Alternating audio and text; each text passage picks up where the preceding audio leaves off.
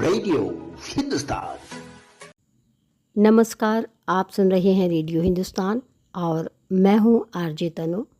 Radio Hindustan में प्रस्तुत है एक कहानी, आप मत बनना ऐसी पत्नी। दोस्तों, इस दुनिया में भांति भांति के पति हैं तो भांति भांति की पत्नियां भी। इस कहानी वाली पत्नी भी कुछ कम नहीं। वो पहली तारीख थी महीने की। पति अपनी सैलरी लेकर शाम को थका हुआ घर आया। पत्नी इंतज़ार में थी कि कब पति आएगा। पति के आते ही उसने गरम गरम चाय पिलाई और पूछा, आज सैलरी आ गई होगी आपकी। पति मुस्कुराहट के साथ बोला, हाँ, और इस महीने ओवर टाइम का 12,000 रुपये बोनस भी मिला है। पत्नी की खुशी का ठिकाना नहीं रहा। पत्नी मीठी आवाज़ में बोली, क्या हम इस रविवार को शॉपिंग करें?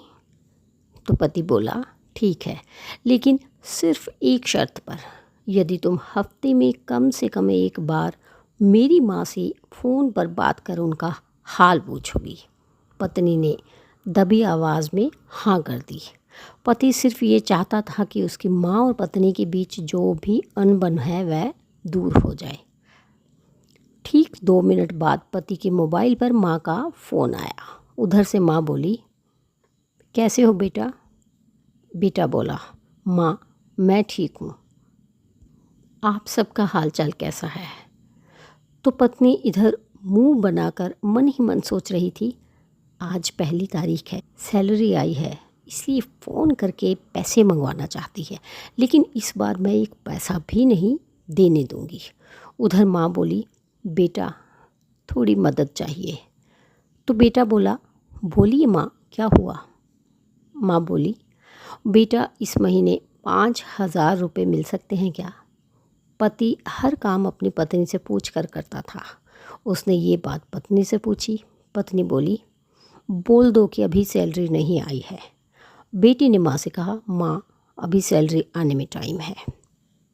माँ बोली, बेटा कैसे भी करके भिजवा दो प्लीज़, हॉस्पिटल में इलाज के लिए चाहिए।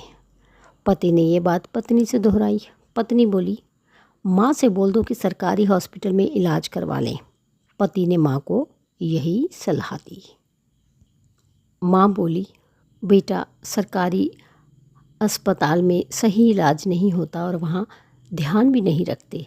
इस बार तो पत्नी को गुस्सा आ गया और वह पति से बोली, बोल दो उन्हें कि हमारे सर पर पहले से इतना बोझ है और अब इससे ज़्यादा हम सह नहीं पाएंगे, इसलिए सरकारी अस्पताल में ही इलाज करवाओ। पत्नी के शब्द बिगड़ गए। ये बोलते हुए बोली, वैसे भी 4-5 दिन की मेहमान है। पति इस बार बोला, ऐसे तो मत बोलो माँ के बारे में। पति को थोड़ा गुस्सा आ गया, लेकिन मन को शांत करते हुए माँ से बोला, माँ इस महीने नहीं हो पाएगा, इसलिए सरकारी हॉस्पिटल में ही करवा लीजिए इलाज। माँ उधर से भीख मांगने लगी, बेटा प्लीज़ 2,000 रुपये तो दे दो।